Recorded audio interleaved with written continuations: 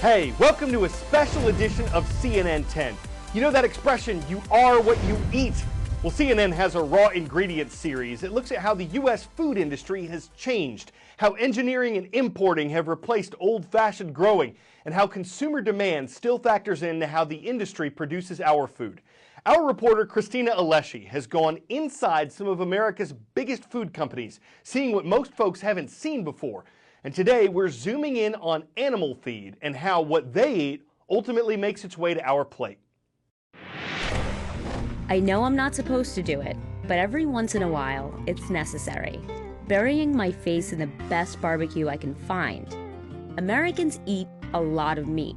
On average, up to 126 pounds of poultry, beef, and pork every year. For some, it's more than their own body weight.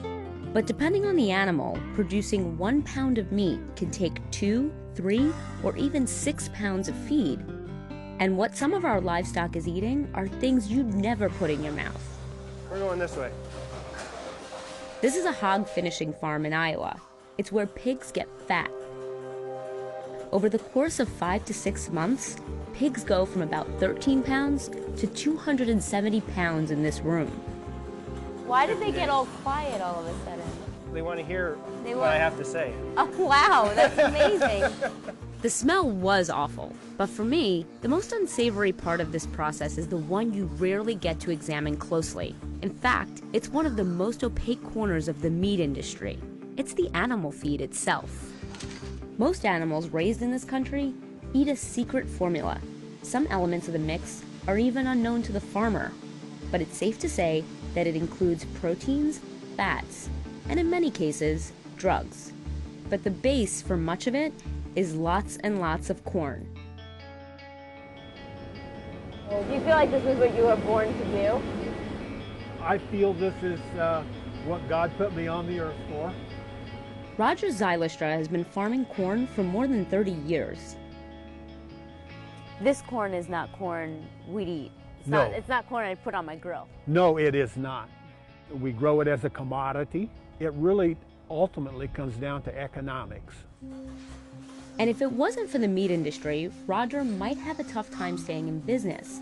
That's because America's livestock are essentially just corn conversion machines. First, the corn travels to a storage facility like this one. This is 1 million bushels, or 56 million pounds of corn. And that's just the overflow from the massive storage containers.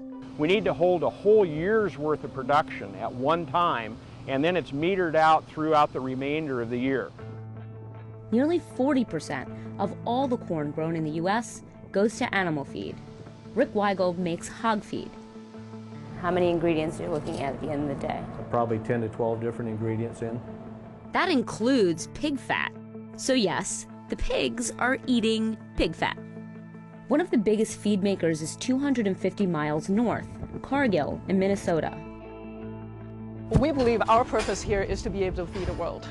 And to feed the world, we got to find the most efficient way to grow healthy animals. So we spend a lot of time doing the research to tackle exactly that question. Cargill says it can get animals just as fat on half the feed compared to 40 years ago. But for many in the industry, it's not just about less feed, it's about bigger animals. How do you get livestock to explode in size in just a few months? The industry has a term for it: renderings.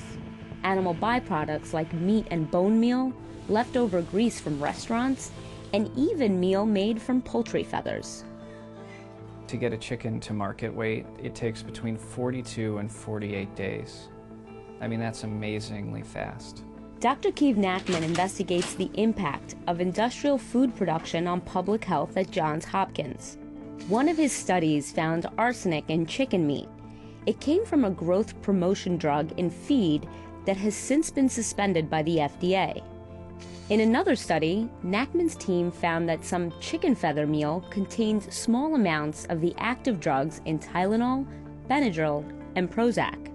An industry group rejected the findings, but Nachman stands by it. No matter how they got there, these feathers are destined for use in animals. That was surprising and a little troubling to us. Some producers even use waste, feeding cows and pigs what's known as poultry litter, or simply put, chicken poop. which, believe it or not, is considered a high-protein, lower-cost feed.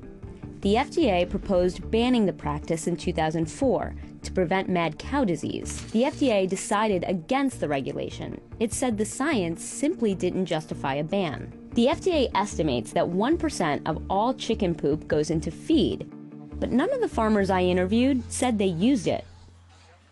And there's one more ingredient that's essential to getting growth out of animals. Where are the drugs? They're in the drug room. We hand weigh them out, and they're dumped in each batch of feed.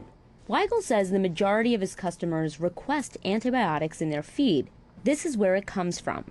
We asked Keith Nachman about the drugs we saw in this room.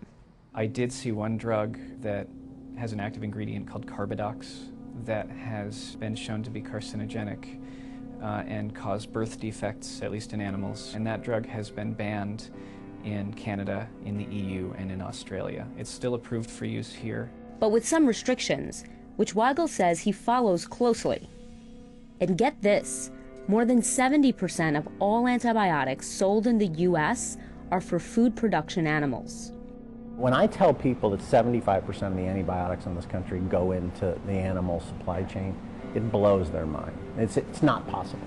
How can that be? Antibiotics are for humans, and it's just not possible. I mean, that blows their mind. Jeff Dunn is trying to reform the food industry from the inside at Campbell's. Why is that important? Why should people care about that process? Because that For those who don't care, because clearly there's a subsection of society that does care, but there's tons of other people that don't care. All of this costs money. You know, none of this stuff comes free. And there's a reason that amount of antibiotics was used by the meat industry, because it was effective for them, it was efficient for them. Ultimately, if the low-cost food requires us to do these things to animals in our food system that aren't long-term healthy, haven't we really simply just externalized that cost on the long-term health issues?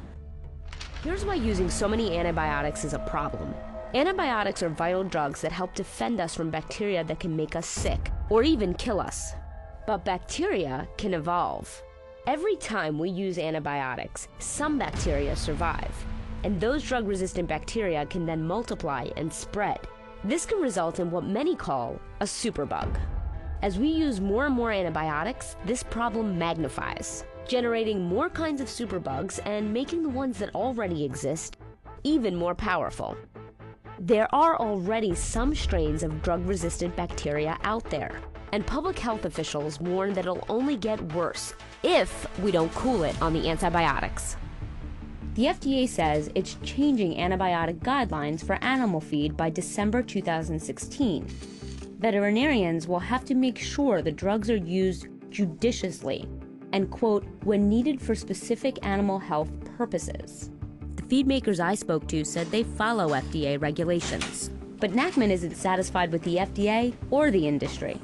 But is there an alternative? Maybe going organic. We are farming the same way that my great-grandparents would have farmed. Without drugs, the same pound of meat will cost you more. The consumers are willing to pay. I think there will continue to be more demand. And there's the heart of it, demand for cheap meat. We produce it as efficiently as possible, and the conditions the animals live in means drugs are often used, not only to keep them alive, but to make them fat. Food executives say industrial methods are the only way we're going to feed 9 billion people in the next 3 decades. Maybe. But when you buy an unprocessed, raw ingredient, do you know what's really in it? Where it's been before it gets to your plate? And whether it was produced as safely as possible. Right now, those questions are still too hard to answer.